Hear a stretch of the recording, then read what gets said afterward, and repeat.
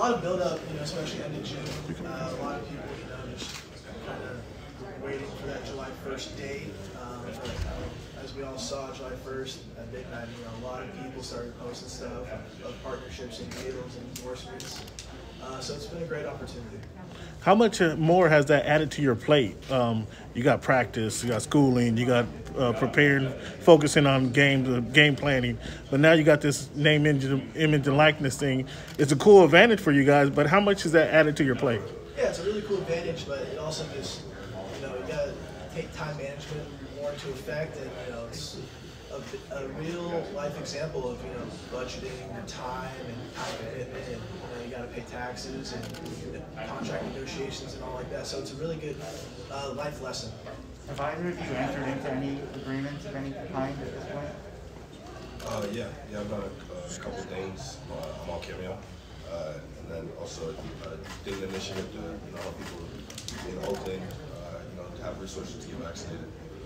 So just doing the kinds of things that align with values and who you are. So. Yeah, like Kouny said, just picking the right deals, not to jump on anything that comes your way, and just kind of finding what fits your lifestyle and your brand.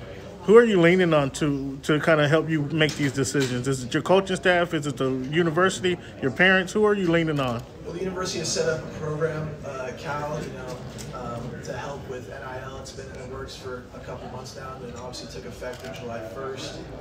So our school's done a really great job of preparing all student athletes, whether it's contract negotiations or how to film a commercial or stuff like that.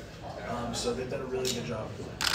You announced the deal was ordained pretty much immediately once the rules went into effect. Can you talk a bit about the process of your experience being one of the first Cal players to do so? Yeah, there was a lot of emailing back and forth, a lot of communication, trying to make sure everything was within the guidelines of NIL. They're a great company, obviously a healthy lifestyle protein alternative, but just kind of taking advantage of stuff that fits your brand and lifestyle. For either one of you, would you say for the most part that you were reaching out to companies, or the companies were reaching out to you, or was it a mix?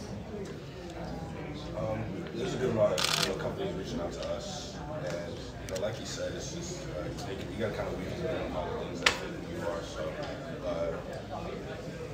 it's more of a long game than necessarily than a money grab. So I just know stuff coming out. How do you know what's a valid offer, an invalid offer? How do you kind of figure that out? You use the resources around you. Like we said, we got the Golden program at Cal, at Berkeley. We got the hospital business, and all these people really know what they're doing. So they know the resources around us, and just ensure ourselves. Yeah, I think Kouny touched on a very important part is, at Cal, you have a lot of people who have been there, done that, especially with the programming and the hospital business. So a lot of people have a lot of experience in those type of industries and fields. So just reaching out, using those resources available, something that Cal's been very special at and good at as well, is just having all those resources available for student athletes. Has this process encouraged either one of you guys to kind of change your major or focus on a different avenue of education? No, we're both graduated, so we can't change our major. But it's definitely a different insight of stuff that I've never been a big marketing person, but now you got to take a look into all the marketing do's and don'ts and ins and outs of it. I think it's a very interesting life tool, especially I want to do corporate finance and that business aspect, that post football. So something just to add to the toolbox. And just to add on that, that's some of the benefits of getting a Berkeley degree.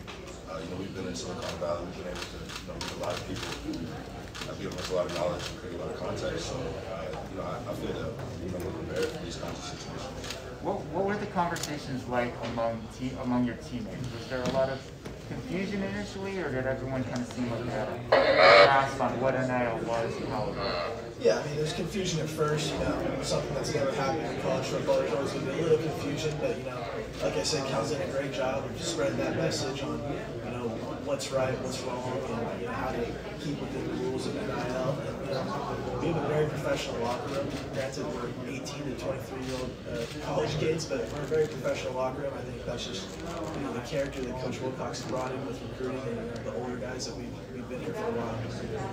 How do you guys think that might change the sort of fabric of the locker room going forward? Just the fact that, some guys in the locker room might be making more than other guys in terms of NIL.